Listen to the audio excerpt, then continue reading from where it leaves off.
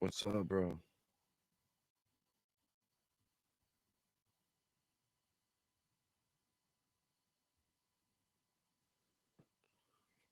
What's up, man? What How is you doing? up, dude? I'm good, dude. How you doing?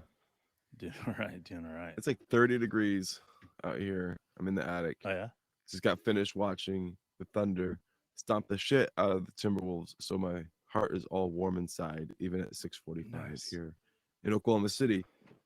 Dave, I'm looking at this game, and we really just beat the shit out of them. But we've Oh yeah, dude. also won against all of the teams in the top of the West recently. Sure. We've beat the Mavericks, we've beat the Clippers, we beat the Nuggets, and now we beat the team that's the number one in the West handily, like really handily. Sure. How are you feeling about this right now? You got to feel good. I mean, you got to feel good on every single level. You got to look at Chet's game and J Dub's game, and of course Shea is always great. But for me, the 12, 14 minutes where Mischic played I 16 minutes, know. man. What great minutes. To me, that was big Yeah. because when Josh isn't playing and isn't in the game, we struggle at finding easy buckets. Yeah. There's a reason we call Josh the slob wizard. 7 assists for Um, Josh tonight. Great game to have him back. yeah, and you can see that when Josh is out there passing the ball with the 7 assists, it's great. But you need somebody out there when Josh isn't there. And seeing Mischich out there throwing the ball around, the 4 assists that he had um, was just, I mean, it was great, man. Like he was everywhere. 2 steals, 4 assists, 2 points, only 1 for 7 on field goals, but he's still finding his range and finding what he can do. And if he does nothing else but find open people, I'm okay with that. Yeah, it was great to see Coach move to him in the lineup in the rotation. I don't know how long he'll stay in it. I think he did enough to continue getting looks because of Hmm. those passes, like you said. But there's something about that zone that the Timberwolves went to last game, and as much as we're like, hey, we beat the Timberwolves by 20 or something, we are not even with them. They've No, they've handed it to no. us quite a bit recently, so we've got to continue to hand it to them before we feel like we're the better team. Although I'll always say it, I'm not afraid of them in the playoffs. No. I'm not afraid of the Clippers in the playoffs. The Nuggets are really the only elite team in the West right now that I'm afraid of. I think some of the teams in the West at the lower half of the playoff picture could be problems in the playoffs when they figure it out. But um, when you look at the Timberwolves, this is one of the reasons we're just not really what we'd say afraid of them. It doesn't mean we couldn't like lose them in the playoffs, but like if you build a wall around Ant, I mean, as beautiful as his game is, where he gets downhill, his strength, and then he rises up and just uses a lot of finesse off the glass. It's incredible to watch him play when he's playing at his best. That doesn't that doesn't do well in the playoffs. I know he played well in the playoffs last year in one series, but you get into the point where teams are building walls and making you play in crowds. It's going to be a real problem for Ant, and this was an example of that. I mean, the Timberwolves just I think they had like 22 turnovers or something like that. They really struggled handling the ball, and we had a big part. That's what we do against teams. Yeah, and if you look at, I don't want to get stuck on talking shit on Ant, but if you look at what happens to Ant when it was the USA versus Canada, like they took Right, away his first two options, right. and he was left with struggling trying to figure out what's next. And I think that's a lot of what's going to happen in the playoffs is how can the Wolves portray what essentially the Oklahoma City Thunder can do. I mean, look at our scoreboard. Look at the guys that went out there and scored and just spread the ball around. You had Yeah, Josh Giddey just doing what he did, and I think that's what's so impressive about this team is that we have so many guys. When you go to Josh Giddey and then you pull Josh Giddey out and you go to Isaiah Joe, who looked for incredible passes as well. And then you go to Misjic, and then you go and you just start going around to the different point guards that we can put into that spot, whether it's J Dub or Shea. And I think it's just one of those indications of how lucky we truly are in Oklahoma City to be able to have a team that, when push comes to shove, we have one of 8 players that can play point guard at any time. yeah. And any of those guys are not only successful, but they play at such a high level at the point guard level that you got to sit there and just admire it. And last night was I mean a perfect example of that. Like Josh Giddey, Shea, J Dub, Kenny Hustle played point guard. I mean, it's insane to how many guys can take the ball and handle the ball and spread this offense out. All right, so let's run through these starters because there's some pretty impressive things here. Lou Dort, 20 points. He went 5 for 6 from deep, 2 blocks and 2 steals. Right, just great shooting, great game for him. So good, dude. Especially when you put him up against Ant the whole game, and then he goes out there and just puts up an offensive game like that. It's beautiful. Dude, beautiful. J Dub, just masterful, 3 for 3 from the line, 4 for 6 from 3 point line. Overall, 7 for 11 from the field. I mean, this guy knows how he can get his buckets, and he's just Hmm. starting to really scratch the surface right now. But like he was saying after the game, teams are taking away the driving lanes.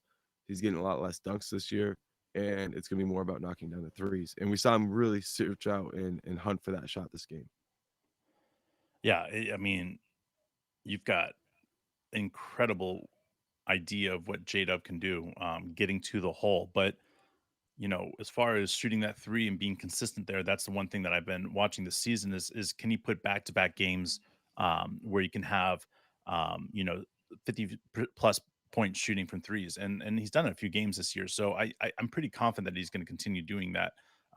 But let's just give credit where credit's due. Shea last night, 34 points, 1 block, 2 steals, 9 assists, 6 rebounds, 6 for 7 on free throws, and 14 for 19 on field goals. And if you take out the three pointers that he missed there, man, right?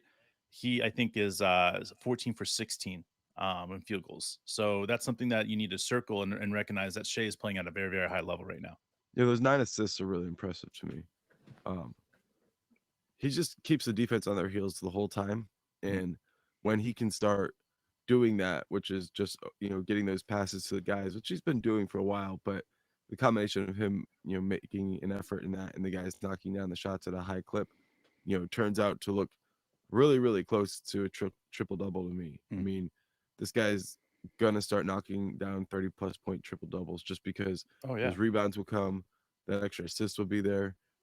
Really impressive stuff there, dude. Let's talk about Chet because what Chet was able to do with, I think Mm. there was a couple moments like it's a 2 man game so often where Chet looks really nice, but there was some Giddy and Chet moments out there that were really, really nice. The way they find each other full, and then just Chet's defense consistently high level, contests everything. There were moments where he got dunked on. There were moments where he, got some big blocks.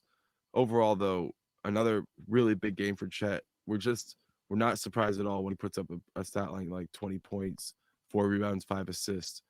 We should be we should still be like in awe of what we're seeing from this rookie, but somehow we're already like accustomed to this high level of play from him. Yeah, you're absolutely right, and I think that the way that Chet plays all around, whether it's his backs to the basket or he's out in the perimeter, he's a very unique talent with that. A lot of guys they have one area that they're good at, whether it's Brook Lopez shooting his three. I mean, he can post up just fine, but there's a lot of these guys that have a unique skill set, and that's what they stick to. But Chet, I mean, it's hard to guard him. I mean, we saw it last night. I put up a short of Josh Giddey throwing the ball in balance to Chet, and it's like they made eye contact and Chet knew exactly where he was going. Josh was able to pass into the area that he needed to get it to, but the reality is that the connection these two have is beyond unique and it's special. And it goes back to when I want to go back real quickly to talk about Keith Nelson right here. Do you think this was the best game we've seen from Michigan so far? And I have to say, yeah, it is. Yeah. And the reason is because he played more of a Josh Giddey role than he played anything else that we've seen on this team. Splashing the ball around, throwing it around, whipping it around, one court, full court passes, one hand, full court passes, cross court passes. Like he was doing it all. And you have to have guys like that out there. And as far as Mischich goes, he's still one of my favorite players that doesn't get any playing time in the Oklahoma City Thunder. And I want him to get more playing time. But the reality is this team is so deep and so thick that it's really hard to get any minutes at all. But there's specialty moments. Like we didn't see Jay Will except for in cleanup minutes. He's earned minutes in the rotation. It's just the way that coach does the What's rotation the with team? right. It's It's it's matchups and matchups, man. He right. goes to those matchups. He doesn't go like you see the Minnesota Timberwolves over there. They're playing the same exact 9 guys or 7 guys, like consistently. Doesn't Yeah. matter the matchup. It doesn't matter anything else like that. Well, Sam Presti doesn't have to do that. He's above that. And he Right. can go Jay Will one night, 25 minutes. The next night, Josh Giddey, 25 minutes. And he can just switch in and out like that. And, it's a luxury. Yeah. And we saw Wiggins, you mentioned Mitchich, Wallace, Joe, and Williams, Kenny Williams there coming in. I really liked what we saw from all those guys. They Mm, played critical minutes. They competed really heavily, defense, offense. We didn't need to go back to our starters, no, but in a game like this, you go ahead and stick with your rotations. But we've been talking about this for a while now. Like we're gonna get more and more games where we're blowing teams out. yep, Now, I don't think either one of us expected us to blow out the Timberwolves, the number one team in the West. But at this point, nothing really surprises me. When I like I said at the show talking about when I look down that top part of the West, none of those teams scare me. hmm, None of them. Like I know that the Nuggets are good. I know that they were not getting their best shot, but like to be scared of a team, like actually scared of like one of those all-time great teams like I used to feel about the Warriors when we faced them in the playoffs. I don't feel that way about the Nuggets. I sure. mean, they're good. Definitely would probably beat us, but they'd have to stay healthy, and we Hmm, give them hell through 7 games. But you look at the rest of those teams, we'd beat the Clippers, we'd beat the Mavericks, we'd beat the Timberwolves. That's my assessment. But I honestly think that this year we're actually contenders, and a lot of people don't want to give us that because they don't know the names of our roster yet. But it's okay. It's okay when they're watching us play late, late into the spring, early summer. They'll yeah. know our names. They'll know our fucking names. Well, I mean, the reason, and this is why I get frustrated with the NBA. You know, everybody would know the Oklahoma City Thunder if we were getting respect early in this year. I mean, it's just Yeah, straight up as that. We've that's had true. some really big games that haven't been televised, and because of that, a lot of people just don't know who we are now. Yeah, And that's just going to be that way this year. Unfortunately, that's the way it's going to go. But at the end of the year, by the end of the year, the last 30, 35 games of the season, it's going to be very well known what this Oklahoma City Thunder team is capable of. It's we were ranked. This is crazy. We were ranked second in the West, and then uh, Denver won, right? And this is what's crazy about why Denver's three has played three more games than we have, right? yeah. So they jumped us in a whole entire game, even though we both won. So it's crazy right now if you look at the standings. But the next place team is the Clippers, and they're 4.5 games behind the Timberwolves, so they're 3.5 games behind us. I think that's great, man. I mean, like I don't the think they're that far separation. behind us, What's but that? I think they're a game and a half behind us, bro. I was looking at that. I Hold on think here. they're um but I could be wrong, but the Mavericks and the Clippers, I think, are tied Oh, two at games this behind point. us. So Two Clippers and games. Dallas are Okay. 2 games behind us. Okay. Um, So because yeah, Denver just jumped up a game ahead of us. So that makes it look weird. it Um, yeah, I mean it's a fascinating spot to be in right now. You know what I yeah, mean? Like we're I we're we, playing we well at still could home take the now. conference by the balls. Sure. We haven't think about this, man. Like I think we lost 3 of our first 5 games at home, right? And Hmm. we've only lost 2 games at home since. So we were 11-5 total. Then you have away is 8-4. We're doing great. 4-2 in our division. 13-8 in the conference. We're averaging 121 points per game. Remember, we talked about this last year in the beginning of this year. I felt like this team could average 120 plus points a game. Everybody thought we were crazy. But this team is special like that, and if we're able to do what we're doing recently, it's truly spectacular. We're Well, holding our opponents, and this is where I have to circle and get excited about, to 13.4 points a game, which is a 7.6 point differential. That's one of the tops in the NBA, if not the top 3 in the NBA. And you got to look at that and you got to say, this is one of the most exciting stats is that we're learning to put away teams late in games. And think about that, guys. A young team like this is learning to put away teams late in games. And yeah. it's so impactful. It's so awesome because Coach D has found a way to go to that fourth quarter and put a mix of young men in there that is truly great. And it's completely, unguardable in every single way. I mean, just completely unguardable. If you look at Dort the way he was shooting tonight, and then you looked at Giddy the way he was passing tonight, and Shea domination, and J Dub and Chet, and then all of a sudden you take those five guys and you mix them up with Isaiah Joe and Aaron Wiggins, where Aaron Wiggins is, let's just say, he is the king of backdoors. Like, he's got the back door covered in every fucking angle, guys. Like, it doesn't mean if you go in baseline, he's backdoor. If he's going top of the key, he's finding a backdoor entrance, man. This guy, you do not want to take him to a strip club because that back door is covered. Yeah, Mitchich. That's why they make it such great teammates, because Mitchich just constantly finds players who are moving. He finds seams and defenses, and he carves them up.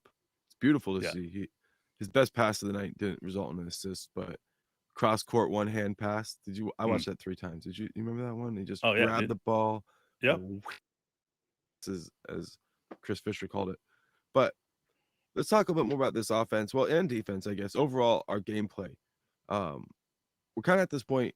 We've talked about it before, where we were doing well. We were starting out nice in the season, but we hadn't really hit our stride yet. We were winning games, but we were doing it ugly. And now we're starting to hit our stride, where you can kind of see what it looks like. Now, we just lost to the Lakers, so I mean, I can't come out and be like, whatever. I think we took our Okay, Christmas break a little bit early. We lost to the Lakers when LeBron went off for 40 points. LeBron's my age, and he went off for 40 fucking points. So, like, I get what you're saying. Like, we lost to the Lakers, but when one of the greats goes off for something like that, and it's a legendary like feat, like, you just got to tip your hat and say, well done, LeBron, because that's what's on there. It was LeBron that beat us. Well, all right, there you go. So, but I guess my point is, like, at this stage, what we're starting to see is this team click at a level where we're playing to our strengths, and we're Mhm. playing at a pace where um, it doesn't matter who we're playing. Now, it's not like we're one of those teams that just goes in there, like you said, and we just run out our starting five and our rotations without any attention to who we're playing. But when Sure. we have our bench playing, like you said, Wiggins cutting and Mitchich out there finding players, when we have Joe knocking down threes, when we have Wallace out there competing at the highest level, when we can Mhm. bring Jay Will in and get those minutes, and we get our starters, the starters had 20 plus points. That's when you Sure. start realizing, okay, this is what this team looks like when they're playing all at their best at the same time. We Mhm. haven't seen that much over the last few years, is more Sure. than one or two players playing well at the same time. But here we are, and yeah, 20 points for Dort, 20 for Chet, 10 for Giddy, and 34 for Shea. I mean, that just warms me up. Yeah, and our bench recently has been a little, I would say, off and on. Consistently inconsistent, I guess, would be the key there. So when we have our starters step up like this and play like they did, it's truly great. I mean, Shea got 33, Dort got 33 minutes. After that, Chet 29, J Dub 26, and Josh Giddey 25. Like, those are hell of great minutes, man. If you think about it, like, being able to rest these guys as much as possible in a blowout win like this, right, and make it look like it's not resting the guys. I mean, that's genius. So again, seeing these guys play like this, seeing Kenny Hustle play out there, and Casey Wallace doing some great things, Josh Giddey back from injury. There's so many great things, man, that we got to circle and we got to say this team did so well at. I'm just personally excited about it. I That's gotta all. I gotta ask you a question before we get out of here. Yeah, yeah, Um, our buddy El Sombra hit us up, yeah. um, and he had a couple of questions. I don't have them all in front of me, I got them in but front of me. they I pull were them up. Good. all based around this KD situation. Sure. KD in Phoenix. We're starting to see the cracks of that Phoenix experiment, and this is sort of like something we've seen with KD. Every time the current team he's on is starting to fall apart, people start to wonder, maybe he'll come back to Oklahoma City. How do you feel about it? We haven't talked about this, but we've talked about it All right. before many times. But how do you feel about it in this scenario? All right. Definitely shout out to El Sombra. Love you, man. Great questions here. The first question is, how do you feel about the Phoenix situation? Um, It's a and what does it mean? clusterfuck. It's Um, what happens when you let players build super teams and they got a new ownership who isn't fully committed, and yep. they're gonna end up tearing it down before you even know it. And that's what I've consistently said. That's what I feel like the Clippers are going to end up like, Yeah. distortion of everybody angry. But again, I've been wrong, and shout out to Vic and All Things Basketball because he believes that this is a Clippers year. So, If I they didn't mean, get Harden, that Harden trade pulled off, it would have been that this year, and oh they yeah. might just be delaying the inevitable. All right, number two, the Thunder fan base seems ready to mend the relationship. If KD is, how do you feel about KD coming back, Mark? All right. So you must, as a fan, always approach everything with an open heart. You can't be so bitter that you won't take back your greats just because at one time they went out ring chasing. And that is what you have to be as a fan. Okay. I know a lot of fans disagree with me and they probably hate me for saying that, but I don't care. Like, it's easier if you look at it from a different team's perspective. That's the important thing. If you were to say the, So, Vic, leading scorer in the history of, you know, I don't know, let's just say the Timberwolves, right? Decided he wanted to go back. Us as Thunder fans would be like, well, they shouldn't be bitter.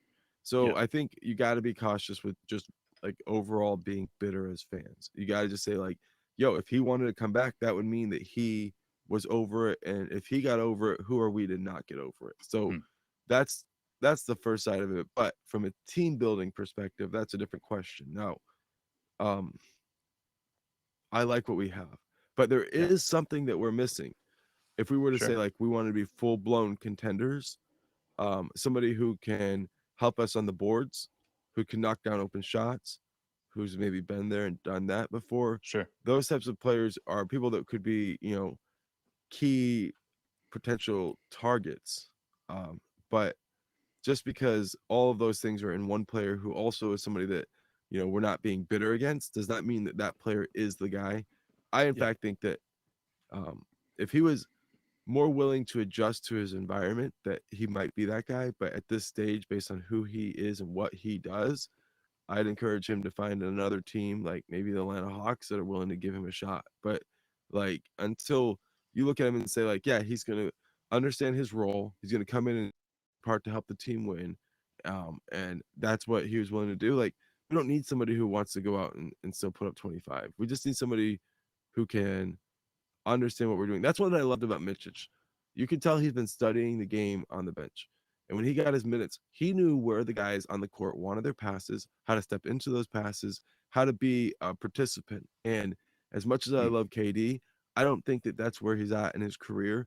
And I would love for him to be successful as long as it's not in the playoffs. And if ever we get him back on the Thunder, I will forget everything I said and it'll all be positive and I'll be hopeful for a championship, with him as a part of it. I'll say this and I'll say it 100 times. If KD wants to come back to the Oklahoma City Thunder and he calls Sam Preston, he says, Sam, I'm willing to do whatever it takes. I want to be back in Oklahoma and I want to win a championship in the later parts of my career. If KD was willing to do that, then I would be willing to, talk about the trade. And this is the next question: is what would we be willing to give up for that? And I want to say this. I want to make sure that I reiterate this. The only way that we get KD, right? The only way we get KD is if KD makes it known he's never playing another fucking game for the Phoenix Suns, and he drives the price down. And he makes the price low enough where the Oklahoma City Thunder are like, you know what, 2 first-round draft picks plus one of our young, talented guys that is towards the end of his first contract. Yes. But KD's price right now has got to be at least 4 first-round draft picks. And are we willing to give up 4 first-round draft picks for KD? I can't say we are. I can't Hell say that no. we're willing to reset like that um, because of the money. Hell And no. when you're looking at it, I just don't see it. And like for me, like if you're going to make this trade, it has to be a trade where Katie's made it known that he's not playing anywhere else but Oklahoma City, and he drives the price down so low that Sam Presti just can't help himself. And at that point, I'd say that KD has a great chance coming back. But I don't think that people are going to dip that low at this point to be able to bring KD unless his price comes down. Because if we're going to spend 4 first-round draft picks, I'm sorry guys, we're spending that in on Utah Jazz and what they All have right. over there. So So let's just hijack the questions from Sombra for a second here and just say, like, eliminate if it was just absolutely free and whatever, like there was no cost or the cost was so minimal that we didn't even think about it. Um, and we ended up with KD on the team, how Yeah, much would he help us? Would he help us? we would be a contender this year. I mean, not just a contender, but we would be the favorites right off the bat because if you add a second 30-point scorer to this team and somebody that can play that power forward position and be very successful, I'm sorry, man. Like I would have a hard time saying anything other than this team wins almost 60 wins, if not 62 wins. Is I it a mean, like shortcut to get KD? well, but that's again, it's only a shortcut if the price of it costs so much that you're putting up your entire future up, Yeah, right? Like for instance, like we've talked about this for so many years. Like Oklahoma City Thunder has done something where they could trade 4 first round draft picks for somebody like KD, right? And them be shitty draft picks that never hurt us, that we would have traded just to move up in the draft anyways. right. I would rather keep those draft picks to move up in the draft to get better draft picks. But on the same sense, is I'm not a fucking GM. If Sam Presti's sitting there saying, I want to win a championship this year, and this team is good enough to win a championship, it's going to cost us 4 first round draft picks to get Laurie Marketing. It's going to cost us 4 first round draft picks to get KD. It's going to cost us 4 first round draft picks to get. So my point is that like if that's what he's looking at and he's can put a deal in where the 4 first round draft picks look good enough, kind of like what we did with the New York Knicks and trading those 2 shitty first round draft picks or 3 shitty first round draft picks for that Usman Jang trade. Hmm. Like I'm all for that. Like I'm all for that type of trade, but I'm not giving up our future and giving up like the Houston's Rockets, fifth or top 4 protected this year, or Utah's top 10 protected this year, or our flip with Clippers just in case somebody gets injured over there and they go to shit. Like I'm just saying is like I'm not trading any of those picks right now. I'm keeping them because this is one of the last years that you're going to have a pretty decent draft where you have 3 or 4 guys that if you picked up any of those guys, you can just dominate the draft again. How long would KD be good? I think KD's got another 4 years left in his career. I think if he decides to come off the bench and, be that like KG type player, I think he could play 6, 7 years. Okay. I think he has aspirations to be a top 3 scorer of all time. I really do. And I think Yeah. the only way to do that is by playing into your 40s now. Yeah, it takes a little bit more. Well, are there any other good questions from him there, or you think we covered them all? Um, it says, does it make us? I think we covered it all. All right. Yeah, I listen. He talks about the spacing a little bit and how the spacing will look, but guys, you got to go back to filling out that roster to making it exactly the way we want. If you look at KD's strength and his shooting, right? All it Yeah. does is spread out the floor for Shea. All it does is spread out the floor for J Dub. All it does is help Chet. So there's certain guys that I circle and I say, yes, this guy would be perfect. Do you think it Whether would it's help? KD, whether it's Laurie Marketing, whether it's Kelly Olynyk, Linko, whatever. It doesn't matter. There's certain players that you look and you're like, man, that guy's shooting threes. That guy's mid-range shot. That guy's defense is pretty good. Like, I would love to see that player on our team. Like to me, like, and sometimes it's a small trade, like a first round draft pick in exchange. And sometimes it's a much bigger trade. And I still think that there's 3 or 4 massive trades that are going to happen in the NBA over the next, I want to say, month, right? And during these massive trades, I would rather Sam Presti stay fluid because I think that he could pick up much more talent for cheaper and just being smart than going out and making a massive fucking trade to make a stamp. Yeah. You know how like the fans are starting to get back in the games. What would happen if KD showed up? Oh, dude, it would be the hottest ticket in the West, bro. I mean, like you're talking about. I mean, Be last night we rocking saw that. Alex Rodriguez and his wife at the game.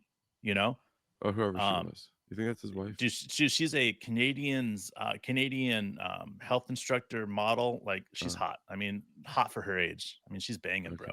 bro. Good for Alex Rodriguez. But like it goes back down to again. That's all A Rod ever wanted anybody ever to say. Good for A Well, Rod. well done. Good job, Look A at Rod. A Rod. I mean, Madonna, J Lo. I mean, Good dude, job, A Rod. bro, bro's been living the life. All right. Um, what does that teach us, bro? It teaches us take steroids and play baseball, and you'll be a baller.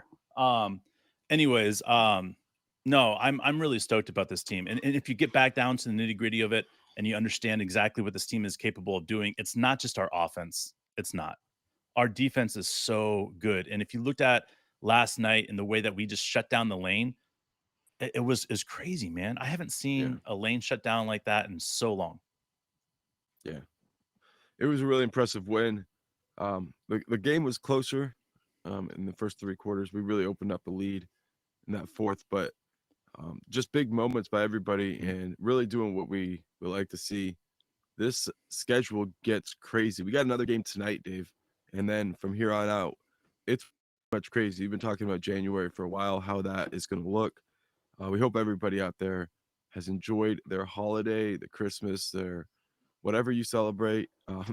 New Year's on the way, and after that, we should get back to trying to do some live Dude, games, some we are more regular definitely doing things. live games in January, guys. I apologize. I've had the flu. My daughter has strep throat. I fell ice skating the other day. I hurt my Oh back. yeah, I didn't know that. Dude, I gotta tell you about this because it's a great story. We went to the Nationals up in DC. They Yeah, have a nice skating park out there every year. yeah. So I'm like, I haven't skated in 20 years. So I'm like, dude, I'm fucking balling at skating. I'm really good at skating. And that's what I was 20 years ago. My I wasn't daughter's there. talking all this shit like she's gonna just like, go, round, and I'm like laughing. I'm like, nah, I'm not gonna fall. And I put one foot on that ice with my little son, Jude, who was in front of me. And I'm like, oh, and everybody's looking at me because, I'm a big dude. And there's, I don't know, 1,000 people standing around the rink.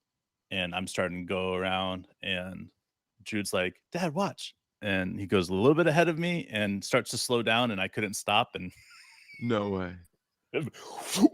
bam. And it just like the whole place just goes, and I was like, safe. Because I didn't know what else to say. Because like I was just like, yeah. So my back, my shoulder, and I've got like I don't know if you guys can see Oh it, but yeah, my I see it. bruising in my palm, dude, it hurts so bad. So, anyways, good times, man. I'm glad that I was able to take my kids ice skating, and I'm glad that I was the one that fell on my ass. You think anybody put that up on social media? Dude, I listen. I'd It like to was see it slow if motion anybody for has. me. So like when I started going up and I just looked up in the sky, I was like, "Oh shit, this is gonna really hurt." Like there was Wow. like I mean, there was air and everything, man. It was not like one of those fall downs where someone falls down and just like, I mean, I went, bam. I mean, 270 pounds. So you guys can imagine Stay off the of ice, rockage that Dave. happened there. Stay off of ice. We Don't do need it, you, bro. You guys. gotta stay. The most important ability is availability. Come on. All right. All right, man. See you guys later. Oh, we didn't record that, Dave.